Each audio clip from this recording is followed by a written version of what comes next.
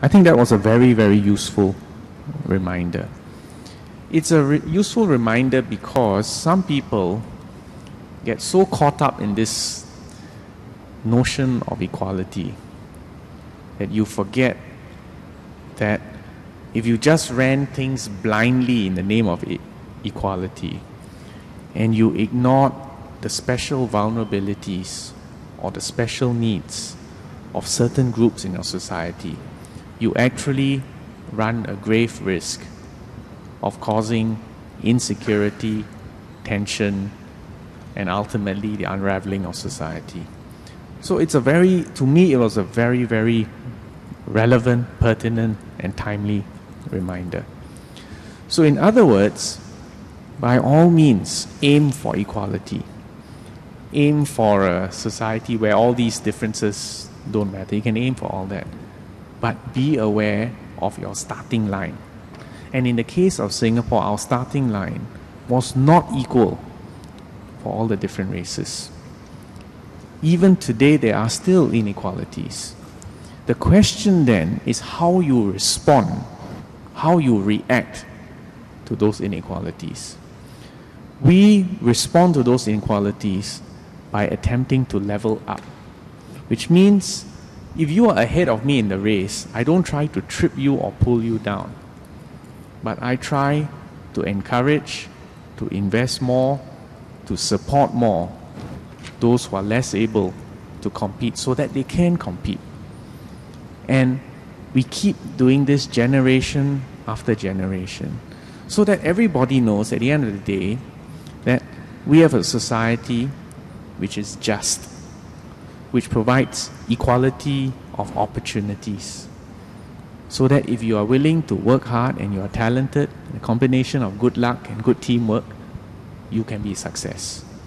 And when you succeed, it's not because you belong to one race or one religion, but it is because of what you have done with your life, with the talents that you have been blessed with, and the fact that we run a fair system.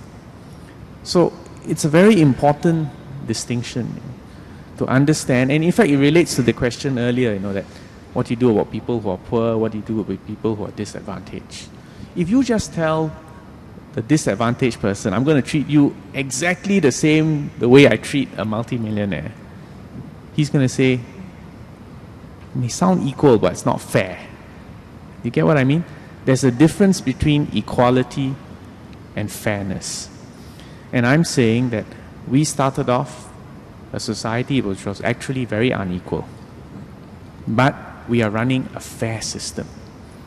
And a fair system where we pay a special attention to people who need additional help or additional support or additional investment in, is one which I think will create a society which can be united despite the differences that we operate in. So that was my take. I don't know, Amy, whether you want to add on to that. I thought that it was really good MM actually raised this issue because, in the context of how we became independent, the minorities, of course, the Malays, felt very vulnerable simply because we were kicked out of Malaysia where the Malays were the majority.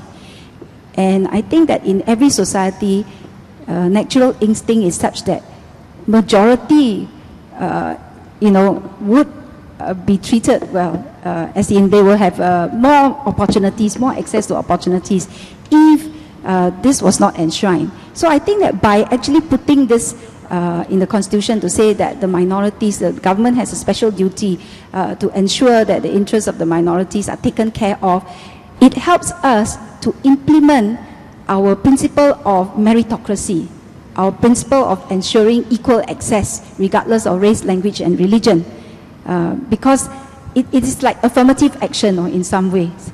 Why is it, for instance, that in many countries in the world they still talk about gender equality, about giving rights to women and so on? It is a question of minority versus majority, and therefore, if you, like Minister Vivian also said, minority also can be in terms of the poor, and if you do not give them a special hand in order to helping hand in order to lift them up, level the playing field, this principle or practice of meritocracy cannot really be implemented effectively. It sounds contradictory, but really you need to have that to remind people that you have to treat everybody equally and you have to give them equal access. Okay, and also, Yes, please. So I've heard about that some groups do not have an equal starting line, therefore they should be given opportunities to level up so that they can have fairness among all the different groups of people. So right now, I want to question that this affirmative action, by the time they... No, I don't mean... Affirmative action is a... No, I wouldn't... No, it's a word which means different things to different people. You know, so you may have to qualify what you mean by affirmative action. By helping the Malays to level up, in a sense, after they achieve equality, how are you going to... Well, how are you going to like remove the sort of advantage, as in when they have achieved equality, a same starting line. And the second thing will be,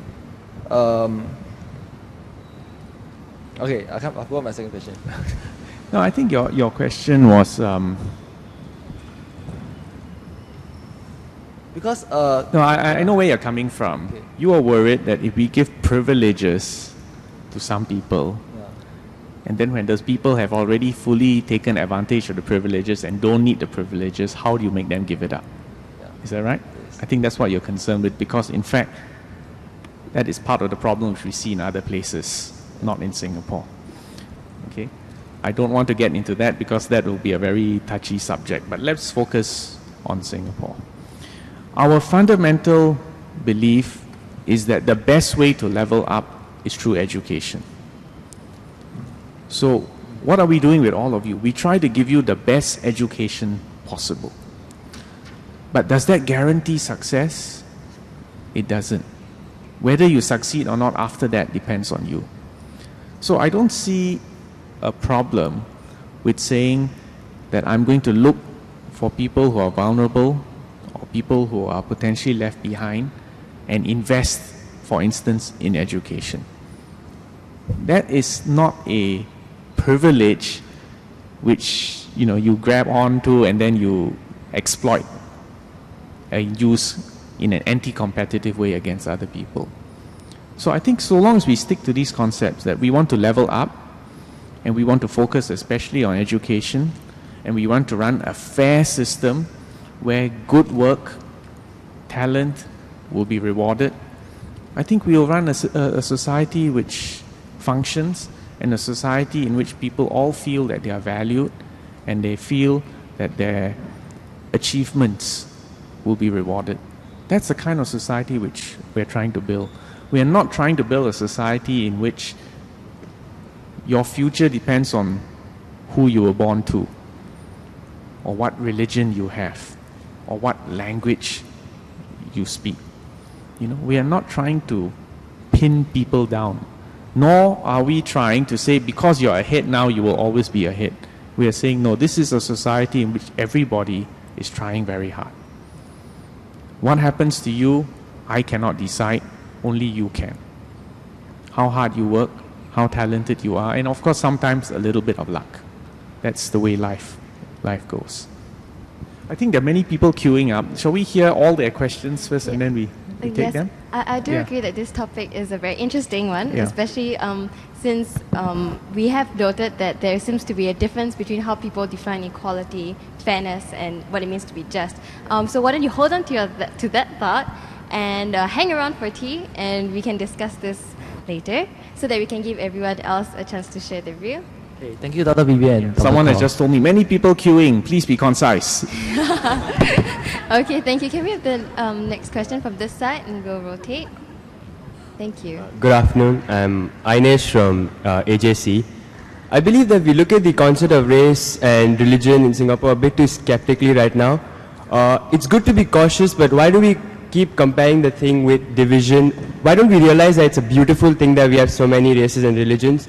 Because it allows us to absorb so many cultures. So we shouldn't just recognize that a person is different and respect that a person is different. We should love the fact that he's different and learn from that. So I just want your views on this. I agree with you. That's concise.